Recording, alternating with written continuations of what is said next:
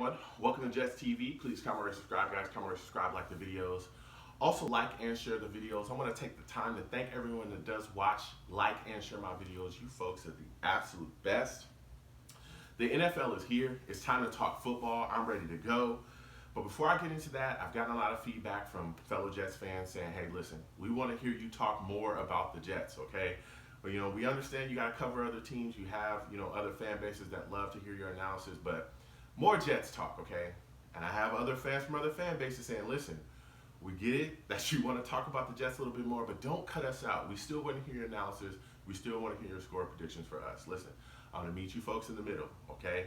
I'm not going to cut out the first two games that I cover from other teams, okay? I'm not going to do that. I'm going to keep them there, but I'm just going to talk slightly less about those matchups. I'm not going to go as in-depth as I have in the past. And I'm going to kind of widen my Jets talk just a little bit. I'm not going to make these videos super long, super long videos. It just kind of gets out of hand. So I'm going to open up my Jets coverage a bit, and I'm going to kind of turn down my analysis for the other two games, but I still will cover your games, okay? So I'm meeting you folks in the middle. I bleed green. I love all my fan bases that talk and in my comments, and, we go back and forth, but I just got to, appease as much people as I can. So that's what I'm going to do. So with that said, listen, again, week one's here. It's time to talk football. I'm extremely excited. I'm ready to give you my week one predictions. So let's go ahead and get right into it, man. First game I want to cover from week one, Titans at Browns. Listen, you look at the Titans, I know a lot of fans are looking at this situation, particularly at quarterback, and they're trying to figure out what Marcus Mariota is and what he isn't. Some Titans fans are saying, this is the year where this guy needs to show us something. So it's more than what he's shown us in the past. Some fans are hyped about him. Some fans are saying, he's all right. There's been other issues. Some fans are saying, no, he's been part of the issues here. I know he's been bitten by the injury bug in the past as well. He's had some up and down games as well. But maybe this is the year where I think he's going to be able to kind of turn it around. And I think one of the things that's going to help him is Delanie Walker. Delanie Walker looks like he's going to play in week one. Looks like he's going to get over the injury that he's had. So he should start this season relatively healthy. Dude, if he's healthy this season, I think that's a big boost to the Titans offense. Because he's a very solid tight end, but he's always hurt. I don't know what's going on, with him. But if he can play, it's going to be solid. Also, the running back situation, I think, is going to help as well with the offense.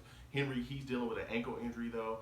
He should play as well week one, but if he does not, Dion Lewis is the guy that's right behind him, is going to be able to pick up. I know they also have a couple other backs as well, so they might go to that running back by committee thing with the Titans. But the Titans defense, I think, is solid, so they'll be able to hold the fort. But the offense has got to produce. You look at the Browns side of the football, man, let me tell you something. This team is really impressive on paper, really, really impressive. They've been able to really put some things together, via free agency and also the draft. You look at Garrett, the big-time pass rusher there. They drafted him, brought him in. They've also surrounded him with some stuff defensively that's really going to help him. And I expect him to have a huge season. You look at the offensive side of the football, you got Baker Mayfield, who's a guy, a lot of fans are hyped about. A lot of people think he needs to kind of close his mouth a little bit, shut up. He talks a little bit too much about a lot of different stuff. I completely agree with that. There's times when I'm just like, I don't want to hear anything else from Baker, but he's got weapons, and he's also looking to take the next step this year in his second year. You look at Jarvis Landry, a guy that's been doing this in the league for forever. I expect him to have a solid season, but they also brought in Odell Beckham, man. Woo! That's going to open some things up, man. Let me tell you, because this guy is an elite wide receiver in the league. I mean, you can get cooked, and it'll be an easy TD for Odell if you guys don't account for him out there, defensively. So with all that said, I am taking the Browns to beat the Titans 30-17. 30-17, I'm taking the Browns.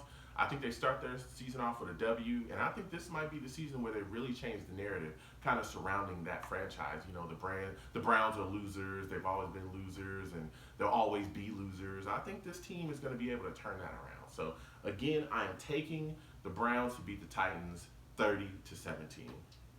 Next game I want to cover from week one, Chiefs at JAGS. Chiefs at JAGS, man. Woo, let me tell you something. I'm starting with the Chiefs side of the football first. Patrick Mahomes, phenomenal quarterback. You look at the first year, weren't we not all excited about the things that he was doing out there? This guy was out there throwing no-look passes. Like, this was just completely ridiculous. This offense was smoking. I mean, they were just putting up 60 on whoever. Like, it didn't matter who you was, They'll put up 30 on you, and you can just tell your grandma about it at halftime. Like, they didn't care. They took no prisoners. I mean, Andy Reid was just calling plays from the play sheet, from wherever. It was just stuff he made up right then. Here, go out there and do this, and they were scoring. It was absolutely crazy. You look at this team; they're coming back with a lot of guys. Travis Kelce, Tyreek Hill, who's ready to go. Of course, Patrick Mahomes, he's ready to go. The backfield, from the running back standpoint, has kind of changed. They moved on from Kareem Hunt. We all know, the issues that he had off the field that, kind of broke that up. But they brought in Williams. This kid is solid, man. But he's going to kind of be in a running back by committee situation. We'll see how that plays out through the season. But as of now, it looks like he's going to be the guy leading that committee. But if he can produce, and it looks like he has, I know he had a big, 62-yard touchdown catch earlier in this preseason when he looked phenomenal. So if he's good to go, I think he's the guy that's going to be leading that backfield. The defense of the Chiefs is still kind of in question. We'll see if they stepped up. I know they moved on from their former defensive coordinator, and they brought in new guys. So we'll see if this defense kind of follows the offense and kind of helps them, because that's what really hindered the Chiefs last year. They weren't able to stop anybody. You look at the JAGS side of the football. Man, Patrick Ramsey. We're talking defense. Okay, you talk to JAGS, you got to talk about this defense. It's phenomenal. Again, led by Ramsey, one of the better corners in the league. Some people consider him the best corner in the league. I have no arguments against that, if that's the argument that you want to make. They're also bringing guys in that can rush the passer as well and get after you. The big question about the JAGS is the offense. What's going on with that? They moved on from Bortles. Thank goodness. That guy was trash. They brought in Nick Foles. You got Leonard Fournette there, who's going to be their big offensive weapon. The big question about Leonard is, what kind of headspace is he in, man? What's going on with you, Leonard? It looks like, from all the reports, everything that he said publicly, is that he has some toxic people or toxic things going on in his life that he's removed himself from. So he's removed himself from that going into this year. He's in much better shape than he said he's in much better shape than he was last year. He's running a lot more. He's eating a lot healthier. He's doing a lot more things to help himself out. Especially, I think this is a contract year for him as well. There's going to be big expectations on Leonard. There's going to be big expectations on Leonard Fournette this year. So, man, if he can come out and be the Leonard Fournette that we saw in the rookie year, he's going to be a load to handle, man. I'm telling you, this guy is a violent runner. He's got great hands. He comes out the backfield to catch the football, and he gets going, man. Once he starts running and lowers those shoulders, you better get out the way or get ran over. So I'm looking to see big things from Leonard Fournette this year. So with all that said, I am taking the Chiefs to win this football game 28-14. 28-14, I'm taking the Chiefs. I think the Chiefs' offense is going to be slowed down a little bit by the Jags defense, but they're going to be able to pull away late with a couple scores. So again, I am taking the Chiefs to win this football game 28-14. Last but not least, the best game of the week, the Jets game, baby. Let's talk about it. Jets, Jets. Bills at Jets. Woo, it's time to get. Listen, I want to start off with the offense, but I'm not, because there's more questions on defense. I literally could talk about the offense and Sam Darnold all day long, but I'm going to hold off on that. I'm going to go to the defense because there's a lot of question marks here. You look at the matchup here with the Bills. Josh Allen is a glorified running back. Let's just get that out the way. He's a glorified running back. He's a trash-ass quarterback. He's not an elite thrower. I know that there's a lot of Bills fans that are trying to convince me of that. This guy is garbage. He's got a howitzer of an arm. He's got a cannon. There's no doubt about it. This guy can throw the football all over the place. That's the problem. The footballs are always all over the place. He has no accuracy whatsoever. He has no accuracy, at all. And, the more pressure that you put on him, the more you see him start to crumble. The big thing about Josh Allen is he's able to move and make plays with his feet, and that's something that we've got to stop. And that's the big question for the Jets, I think, is going to be all this year is, who are we going to get after the passer? Who's our pass rusher? We don't have one. That's going to be my answer, is we don't necessarily have one. We don't have a double-digit sack kind of guy. We got a couple guys, though. Henry Anderson is a guy that I like a lot. He's going to put pressure on the QB. Quinnen Williams, a guy we just drafted.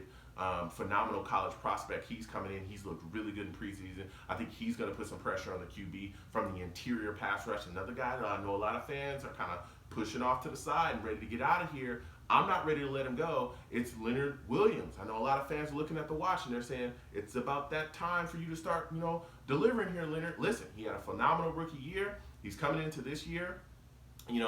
with the weapons that we have on the line, I think it's going to be harder for him to be double and triple team. So he's going to have some matchups that he's going to be able to win. And this is a year where he has to prove that. I will say that. I believe he's in a contract year as well. So he's going to have to put up numbers. And I think Leonard Williams is going to get after it.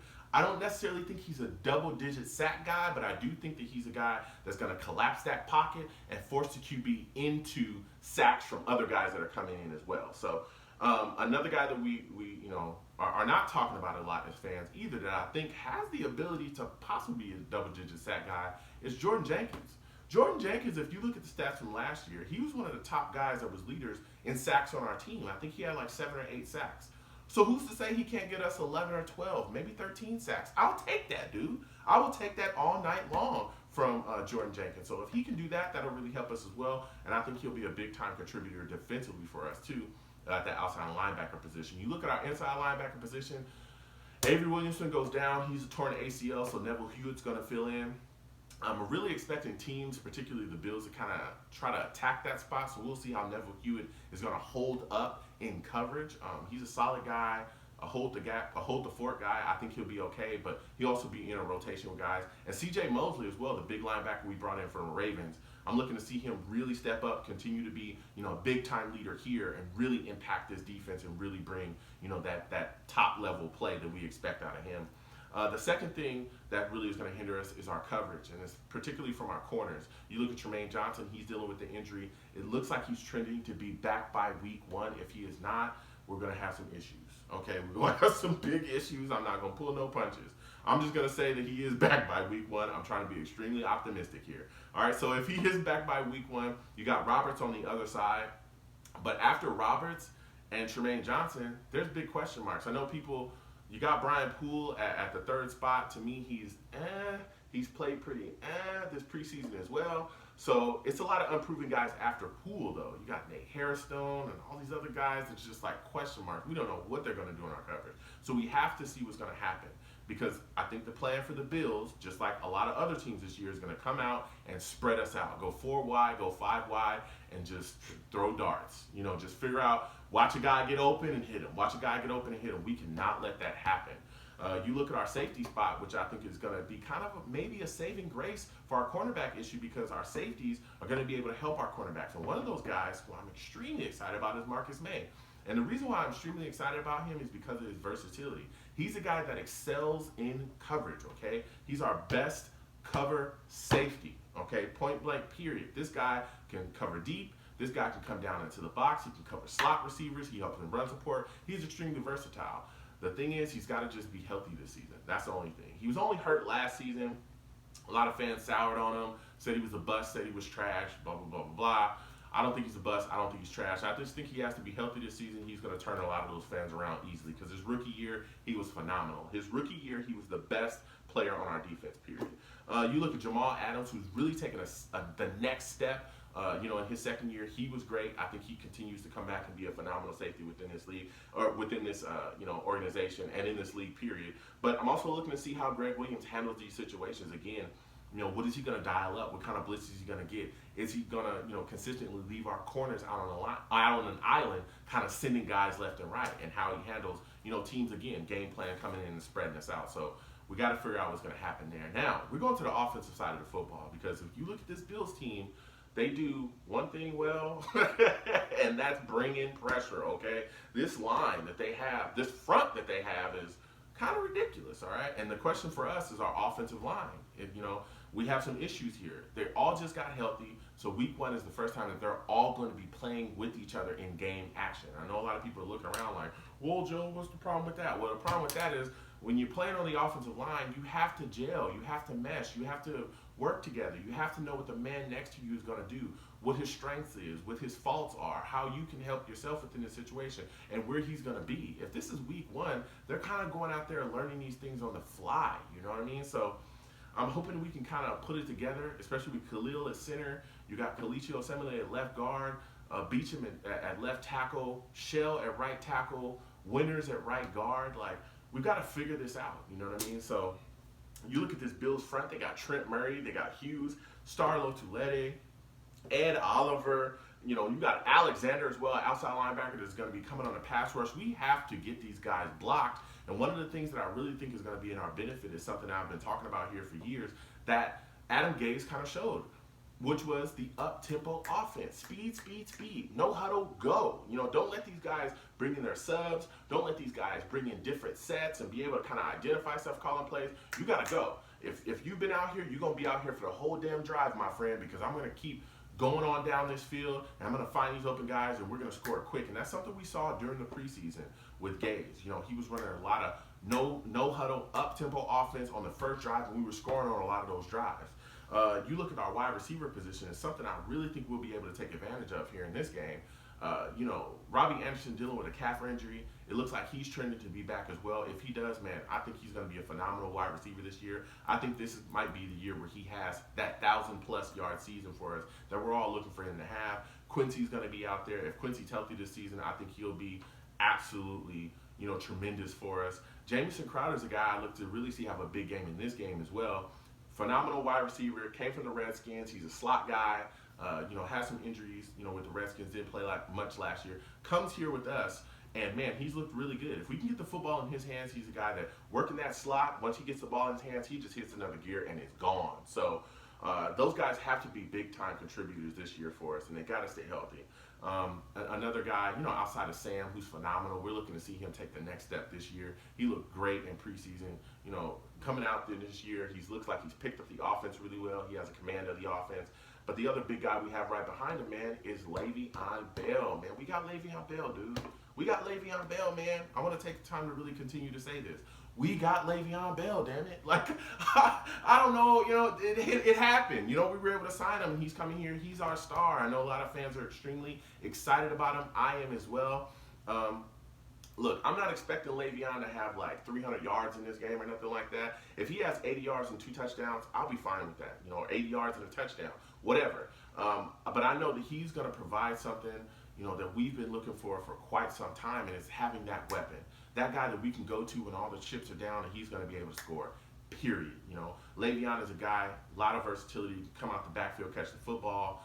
He can be lined up. You hand him the football on a runoff, he can make plays. He's also a great blocker as well. So I'm expecting big things out of Le'Veon this season. I don't know if it's going to necessarily happen week 1 right away, but this season I'm expecting big things from Le'Veon Bell. A guy behind him as well that's in a running back situation, and I like him a lot, which is Ty Montgomery. Ty Montgomery is extremely versatile, and I expect him to have a big part in this game too because of his versatility and the things that he can do. Ty Montgomery used to be a wide receiver, man. He comes out the backfield, lines up, he can run routes like crazy, and he's got great hands. He can catch the football and go. So I expect us to have Le'Veon and Ty Montgomery on the field at the same time often, motioning Ty Montgomery out. He's going to get lined up with some slow-footed, idiotic Bills linebacker that doesn't know where he is or what time what time it is, and then he's going to get cooked, and then Montgomery's going to run in for a TD. I see this already in my brain. It's happening already. You know what I'm saying? So I'm really excited about him as well, and I think he'll have favorable matchup in this game too. So with all that said, I am taking the Jets to beat the Bills 30-10. 30-10, damn it, I'm taking the Jets. I'm taking the Jets, all right? Jets, Jets, damn it, all right? Look, I'm sorry. It is what it is, baby. You know what I'm saying? It is what it is, We handling Josh Allen like last week's garbage. Just throw him in the trash. You know what I'm saying? It is what it is. So I want to thank you folks for listening. Without you people, man, I am nothing. Again, I want to thank you folks for watching and listening. Football is here, okay? It's time. Sit down with your families. Enjoy yourselves. Have your favorite beverages, juices, sodas, water, whatever. Get your favorite foods, your nachos, your pizza, whatever it is you want, and enjoy your times, all right? You folks have a good day. Peace.